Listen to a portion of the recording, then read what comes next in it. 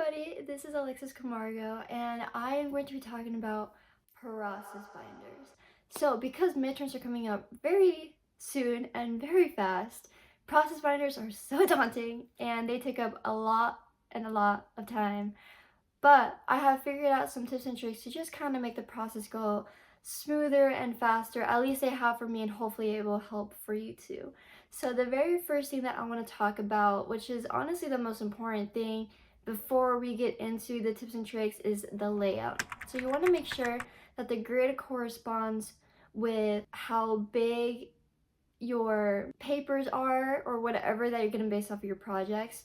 So for example, in my typography class, we are doing 11 by 14s and also like 8.5 by 11. So it just depends on the size of your paper and what you're going to be working with. So in InDesign, you want to get the rectangle tool. Then you're going to do the measurements and then you're going to shrink it and then you're going to try and find your grid based off of that, if that makes sense. Anyways. So the biggest thing you want to make sure of is that it is consistent, as well as your captions, where you're going to put them, so that it's not competing with your work. For example, if you have a pretty bold typeface and your caption is like a 7-point size and your captions are pretty bold, it's gonna very much have a lot of contrast between your work and the captions, and that tends to be really distracting. So you want to make sure that the typefaces are pretty thin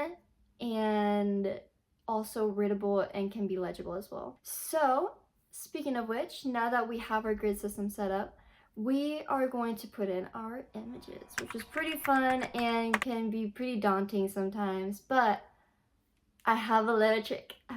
Okay, if you have an Apple computer, press Command D. This is going to be your best friend. It is going to import the images straight onto InDesign. The best thing about it is you can select as many images as you want, and once you press import, you can click on each of the frames in your grid and it's just gonna quickly put your pictures in there without having to separately go in and click the frame and then put your image and then click the frame again and then put your image. It can save you a couple seconds, okay, of your life, because time is of the essence. Also, something that is really important that you want to make sure before you put your images is you want to make sure that you are organized with your files first, because if you go in and put your images in and you go rearranging your files, it is going to unlink those images and it's going to be such a pain. Okay, let me tell you, because my freshman year I did that and I was trying to get organized,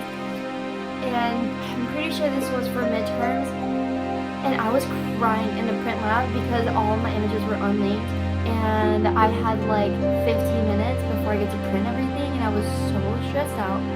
It was really bad. So just make sure you have your separate groups first and then you can put in your images.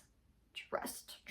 All right, parent pages. So parent pages are going to be your best friend in trying to make sure that your layout is consistent, so that way you don't have to do the guides on like every page and copy and paste and all of that. It's just such a waste of time and effort and like ew, you know?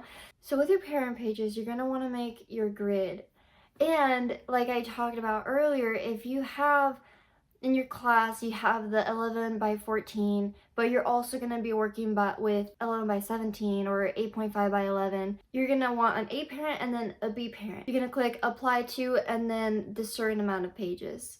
And then when you're going to be working with another grid with your B, if there is one page, let's say in your B parent, that you don't necessarily want in like one specific area, there is a way to do this. So for example, if I don't want that square in one specific page, what I'm going to do is under options, I'm going to put override parent page, and then you're going to click on the rectangle. And so what happens there is I made it so that with only that page I can delete whatever I put on the B parent page without it affecting all of my pages. So you can have more flexibility and not be so constrained to whatever you put on your parent page. And then another thing is when talking about the Command D option, something that is also really helpful to know is if you have those little compressed book thingies, book files, or whatever it's called. I honestly haven't. I had like my different sizes for my types, and it compressed into like one big file. And if I want to put that into my process binder, what we do is you press Command D, and there's going to be like 3 options on the bottom when you're importing, and then you're going to press the first little tab. Oh my gosh, wait, what is it called? That's the first option. You can basically, just like how it was before, you can just press on the frames and it'll pop up individually, which is honestly so great. So you don't have to separate the files individually, and it's just going to save you so much time and effort. I really wish I knew this before, but now I know now. So needless to say, I hope these tips really helped you and will help just save you some more time and some more effort. If you want to know any other tips that I have with Illustrator or Photoshop, please let me know, because I have so many that I would love to share with you guys.